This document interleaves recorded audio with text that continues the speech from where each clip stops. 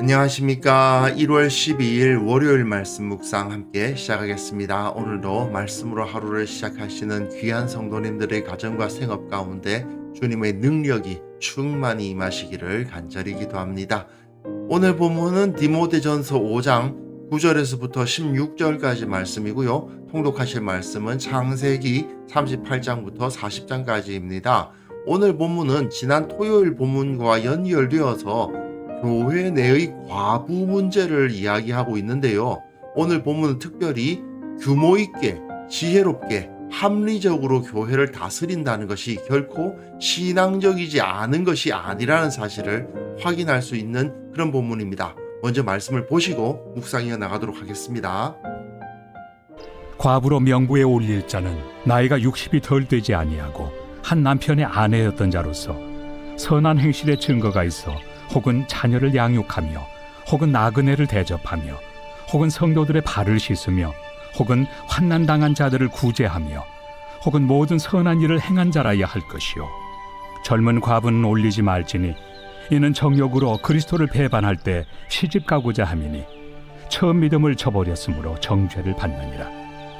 또 그들은 게으름을 익혀 집집으로 돌아다니고 게으를 뿐 아니라 쓸데없는 말을 하며 일을 만들며 마땅히 아니할 말을 하나니 그러므로 젊은이는 시집가서 아이를 낳고 집을 다스리고 대적에게 비방할 기회를 조금도 주지 말기를 원하노라.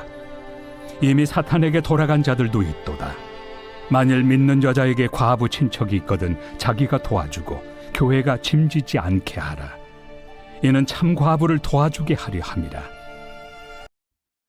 이제 바울은 현실적으로 교회를 어떻게 다스릴 것인가를 가르치면서 각 사람들의 상황을 따라서 다스려야 된다라고 디모데에게 가르침을 주고 있는데요. 지난 토요일 본문부터 오늘 본문까지 이 교회 내에 있었던 과부들에 대한 문제, 그러니까 도와야 될 사람들이죠. 그 사람들에 대해서 어떻게 대처할 것인가를 가르치고 있습니다.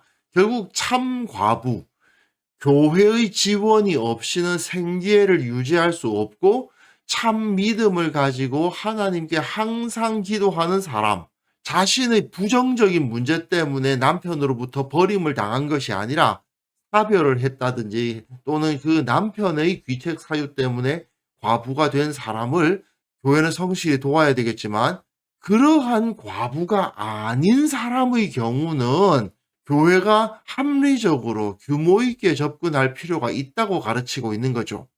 과부로 명부에 올릴 자는 나이가 60이 덜 되지 아니했다고 되어 있습니다. 나이가 60세 정도 되었다고 하면은 재혼의 가능성이 없다는 의미죠.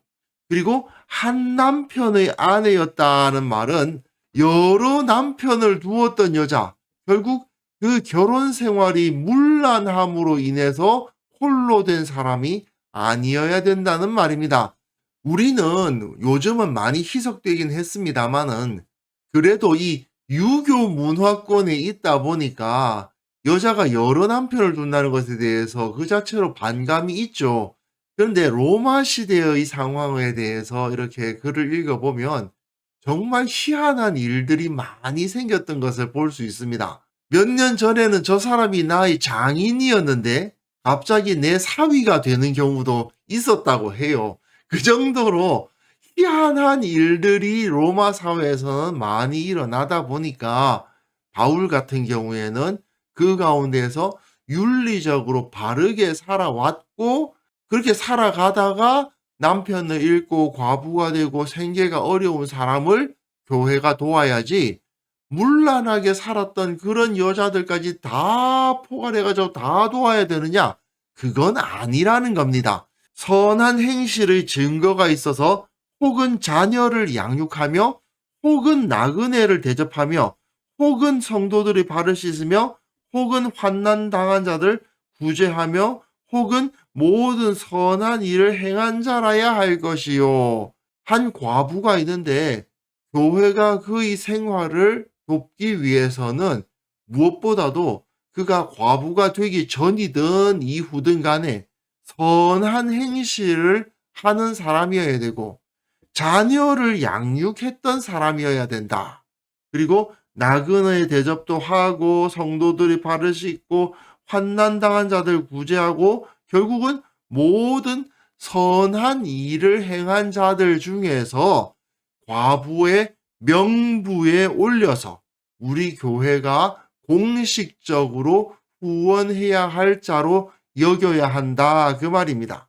물론 교회가 가난한 자들, 어려움에 처한 자들을 도와야 되는 것은 마땅한 것이지만 그러나 교회가 가지고 있는 역량이란 것이 있고 재정적인 한계란 것이 있지 않습니까? 그 상황에서 함부로 아무나 막 도우면 되느냐? 그게 아니라는 거죠. 젊은 과부는 올리지 말라. 젊은 사람은 과부 명단에 올리지 말라는 겁니다. 공식적으로 교회가 후원해야 할 대상으로 여기지 말라는 거죠. 왜냐? 이는 정욕으로 그리스도를 배반할 때에 시집 가고자 함이다. 이게 너무 젊은 과부에 대해서 바울이 편견을 가지고 있는 거 아닌가 그렇게 생각할 수도 있는데 사실은 당시 에베소 교회에 들어온 거짓 교사들에게 동조한 사람들이 주로 이 젊은 과부들이었겠구나 하는 것을 짐작하게 하는 부분입니다. 그러다 보니까 그리스도를 배반했다. 또 처음 믿음을 저버렸으므로 정죄를 받느니라는 표현까지 쓰고 있는 거죠. 우리가 에베소 교회에 어떤 일들이 정확하게 일어났는지에 대해서 완전히 재현하는 것은 불가능하지만 이들 젊은 과부들에 의해서 교회 내에 상당히 큰 분란이 일어나겠구나 하는 것 정도는 짐작이 가능하고요. 또 그들은 게으름을 입혀 집집으로 돌아다니고 게으를 뿐 아니라 쓸데없는 말을 하여 일을 만들며 마땅히 아니할 말을 한다. 이 과부들이 특정한 경제 활동을 하기가 어렵다 보니까 할 일이 없으니까 집집마다 다니면서 쓸데없는 말을 옮기는 일이나 하고 있더라 이거죠. 바울은 그런 사람들까지 교회가 후원해야 할 것은 아니다라고 언급을 하고 있습니다. 그러면 이들은 어떻게 해야 되느냐?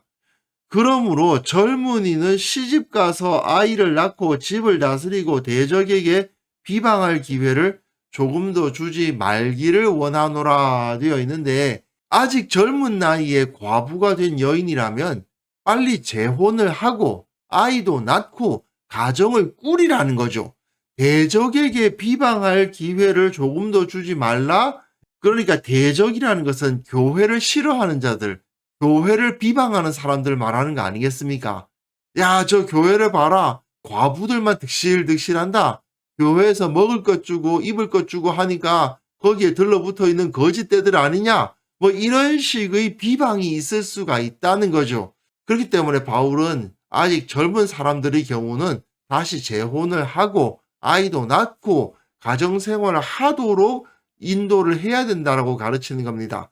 이미 사탄에게 돌아간 자들도 있도다라는 표현은 좀 전에 말씀드렸다시피 가짜 교사들의 말에 쉽게 부화뇌동하는 경우가 많이 있더라는 거죠. 아무래도 당시에는 여인들의 교육 수준이 떨어질 수밖에 없었기 때문에 남편이 있는 여인들의 경우는 남편이 그 여인들을 붙잡고 있으니까 잘못된 길로 가는 경우가 별로 없는데 과부가 되어서 남편이 없는데 후메네오, 알렉산더 이런 언변 좋은 가짜 교사가 나타나가지고 그들이 그럴듯한 말로 막 가르치고 하면 거기에 그냥 빠져버리는 거죠. 그러고는 그런 거짓 지도자들을 뒤따라다니는 그런 일들이 벌어지곤 한다는 겁니다. 그러다 보니까 이미 사탄에게 돌아간 자도 있다고 할 정도로 심각한 문제가 있었던 것 같은데 바울은 그런 상황에서 명확하게 선을 그으라고 이야기를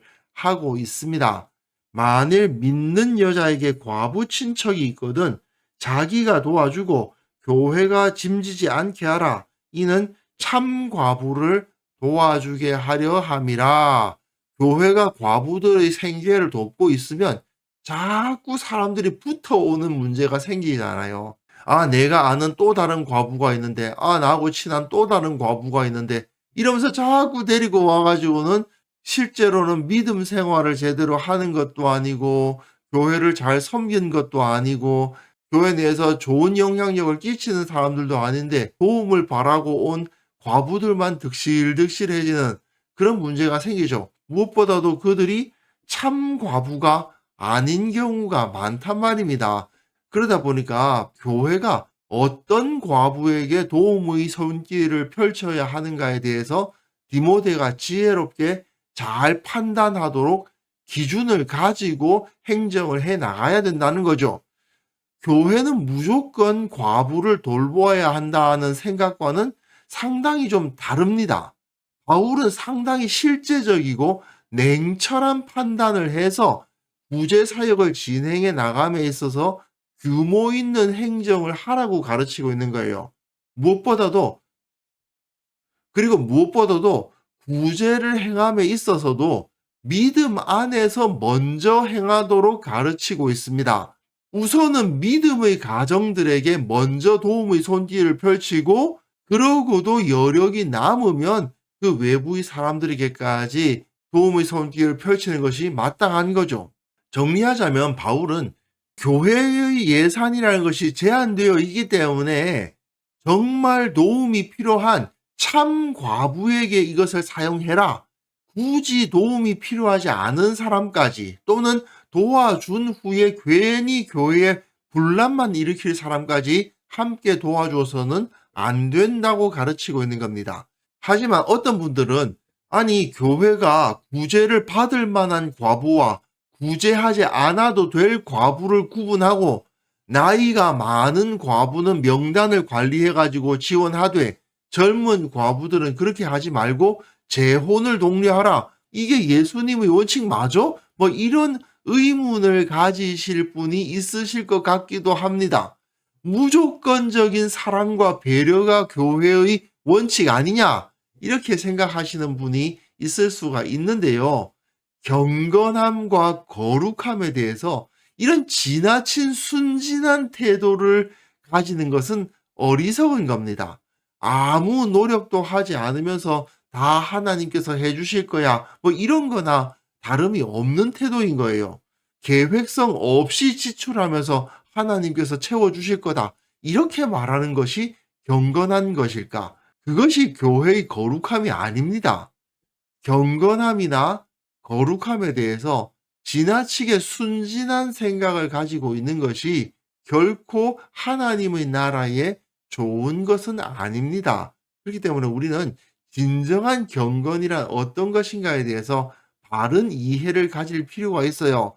내게 주어진 재물이라든지 교회의 예산이라든지 사람들이 할 수 있는 일의 역량이라든지 이런 것들이 무한히 있는 것이 아니기 때문에 그 모든 것을 가장 필요한 곳에 먼저 사용하고 합리적으로 교회를 운영해 나가는 것은 마땅히 해야 할 일이라는 것을 우리가 여기서 확인할 수 있었으면 좋겠습니다. 그래서 이 시간 함께 기도하실 때에는요, 내게 주님께서 맡기신 것들이 있는데 그 모든 것을 잘 관리하고 지혜롭게 다스리는 좋은 청지기로서 살아가게 하옵소서. 특히 우리 교회가 모든 사역을 규모 있게 잘 감당할 수 있도록 도와주시고 특별히 그것을 위해서 앞서서 사역하는 자들에게 지혜를 허락하여 주옵소서. 함께 기도하는 시간 갖습니다.